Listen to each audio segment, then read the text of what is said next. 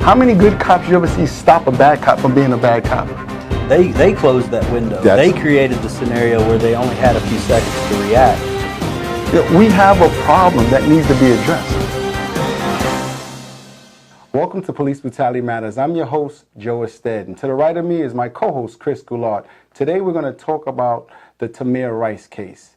Before we talk about the TAMIR RICE case, I will give you a brief background about myself. I've been a part of the law enforcement culture for many years. I come from a police family. I received numerous awards for outstanding police work.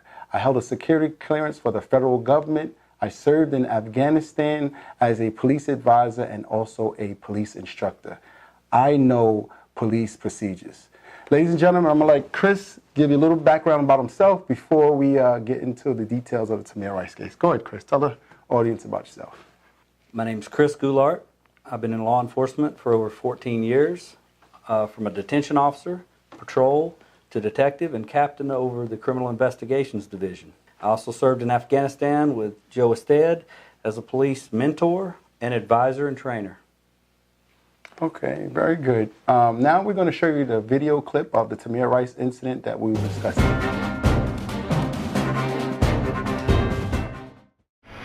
Eagle Police, Hollander. I'm sitting in the park at West Boulevard by the West Boulevard Rapid Transit Station. And there was a guy in there with a pistol. You know, it's probably fake, but he's like pointing it at everybody. And where are you at, sir? I'm sitting in the park at West Cudell.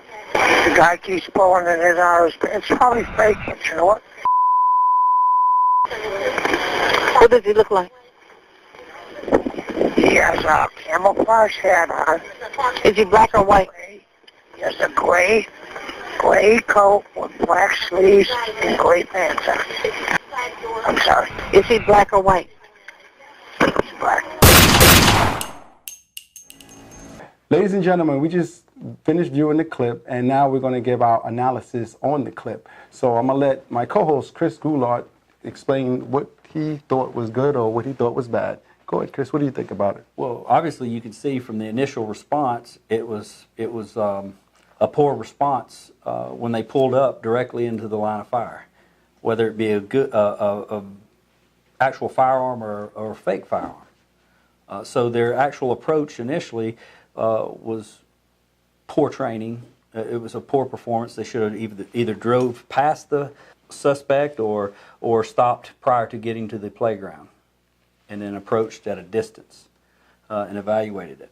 Oh, you said poor training. What do you mean by poor training? Well, you know, you don't train your firemen to drive the truck into the burning building. Right. So it wasn't the training, because you hear all the time about, oh, it's the training. Because I doubt and quite sure in your training that was not training.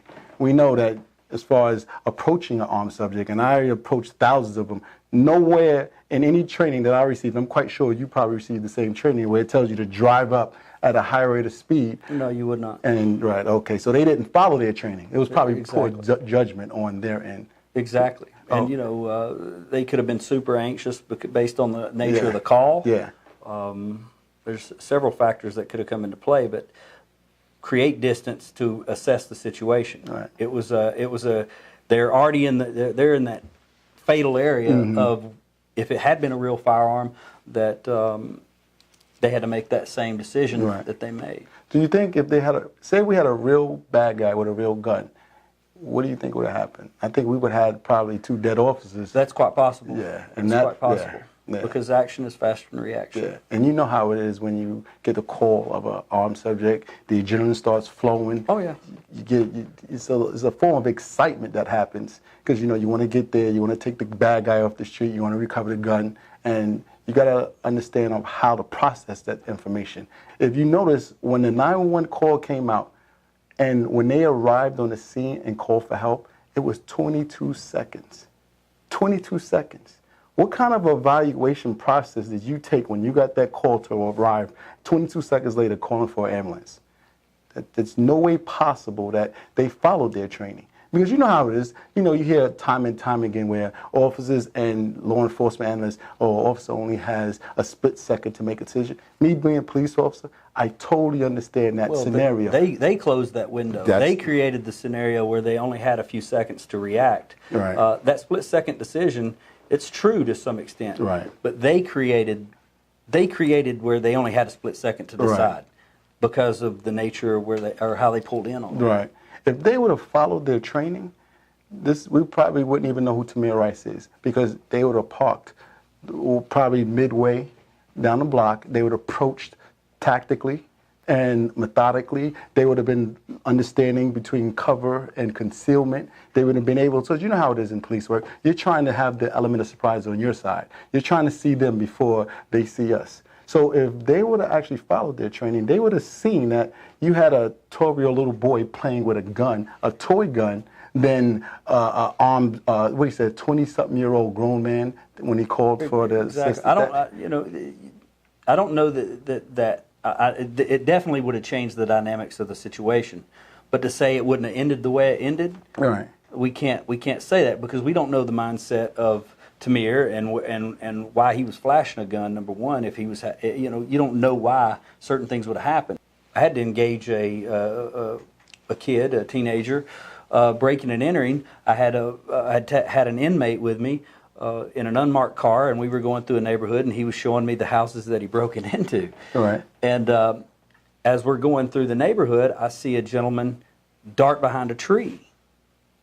So knowing that that was an odd behavior when you see, people driving through, right.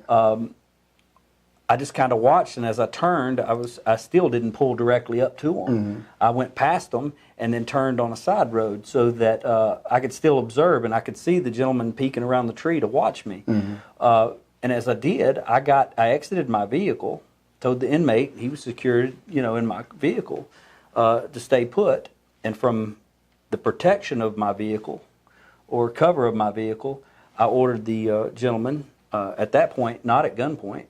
I said, come out, I see you over there, come out over there. He come out, and when he did, I noticed he had a firearm, a pistol, in his pocket, front pocket. Right. I didn't know if it was real or not. And then the kid, he started to walk towards me. He couldn't decide. You could see he was trying to figure out if he was going to point the weapon at me or if he was going to pull the weapon or what he was going to do. At that point, I did draw my firearm. I did not approach him. Right. And I gave him verbal commands, do not touch your firearm. Right. I know you got a weapon. Do not touch your weapon. Put your hands up in the air and go to your knees. Right. At this point, he was creating a situation at this point to where he couldn't determine if he wanted to pull the weapon or not. So it took multiple times to finally get this gentleman to realize who he was talking to. Right. I identified myself as law enforcement. The kid, in turn, looks at the inmate in the car, and the inmate tells him, says, "Look, you need to put your hands up and get on the ground, or he's going to shoot you." At which time the kid, got down and obeyed commands. It turned out it was a pellet gun. I wouldn't know that. Let me ask you something. The distance from you to this subject was how far apart? Oh, every bit of 60 feet or better.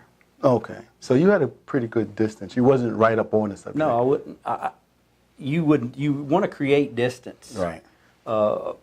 Obviously, you want to create distance. And where was your positioning? I continued, when I saw the behavior and saw him duck behind the tree, I went on past it. Right. And created a little bit more distance so that I could engage him and find out and investigate what was going on, what he was up to. What you did would coincide, would be consistent with training. You created the distance, right? That's correct. And you gave yourself enough time to evaluate, to assess. It wasn't a split second because you didn't jump out the car and put yourself in a situation where you had to make a split-second decision. But in the TAMIR case, the officers didn't know. They didn't allow themselves to have any time to think or to address the situation. They drove right into the heat of the battle, so to speak. Right. And that split-second decision that they had to make was caused by their actions. Right. And I totally agree. And a lot of times in law enforcement, we don't have the luxury of having a lot of time. That's correct. And the problem that I have with the officers, the split second is supposed to come to us. We don't supposed to make the split second decision. correct. And they did. And this is the problem that I have when it comes down to the culture of law enforcement. We and I both know that these guys was totally wrong. But, you know, all the advocates or police, we're always trying to find an excuse. And that's what the problem is right now, the public. The public, and this is me being in law enforcement and coming from the community that I come from, it's hard for the community to trust law enforcement when you see something like that incident and you have the police saying they only have a split second, they did nothing wrong, the kid shouldn't have been playing with the gun. How do you expect a community of people to trust you when it's obvious there's something wrong within the way they responded? Me and you can sit here all day and talk about incident to incident, right? But we know the difference between right and wrong and how they responded because we responded that way. We responded to those calls. We didn't respond that way, but we responded to those calls. That's correct. So, you know, I'm not here to bash police. I come from a police family. I love the job of policing. But what I don't like, right, is bad policing. I don't like bad cops. We have a problem when it comes down to bad policing. And we got one side of the fence saying, look, either you're going to accept us the way we are, accept all of us, or don't accept us at all. Then you got the other side that's saying, we hate the police. Now, there got to be some formula on how to bridge that gap. And the way both sides are acting, police is only going to get worse. So I think this is a start right here, right now, to where we're coming up and we're going to talk about policing. Because I still have family on the job right now. I still have active members of my family still policing. I have active family. And we have the social media accounts. You see all the comments in reference to kill police. That's not the answer. That's definitely violence against police should never happen. This is an informative session. With everything we do, we're trying to make change, make positive. It's sad to say that we can't allow our kids to have toys that look like and resemble real guns. So please don't have your child outside with a gun that can possibly be mistaken as a real gun, a toy that can possibly be mistaken as a toy gun.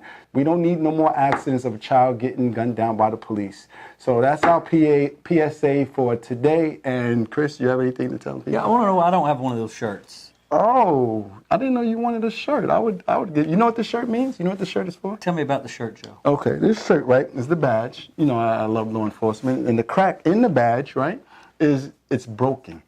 The profession I love, it's broken now, and we need to bridge that gap. We need to take that crack and remove it and bridge the gap back in law enforcement. Because law enforcement wasn't always this bad. It just seemed to be a lot worse now than it's ever been. So when Colin took the knee, and everybody's like, it was against the flag, it was against the country, which if people really understood and gave him an opportunity, and listened to him explain it, he was actually sitting during the protest before he started taking the knee. A veteran told him, right? This is what the veteran said, why are you sitting while the Pledge of Allegiance is going on? He says, well, the injustice when it comes down to police brutality. So what he said, well, in what we do in the military, we take a knee for our fallen, right? So he said, that's a good idea. I'm going to take a knee. And the veteran now no longer is offended. He said, because I understood what he was talking about. He took the knee, and he's taking the knee for his little brother, TAMIR RICE, who was gunned down by the police, by something that you and I both agreed that shouldn't have happened by improper police conduct, right? He took a knee for his sister, Sandra Bland, who was yanked out of the car and hours later found in a jail cell dead. He's taking a knee against taking the knee police is going to be another brutality. Because so I disagree. That's just a way of protest I don't agree with. That's fine, and we all have that right to. That will be a heated discussion. Stay tuned. And thanks for tuning in. Please continue following our social media accounts. This is Joe and Chris for Police Brutality Matters. Thank you.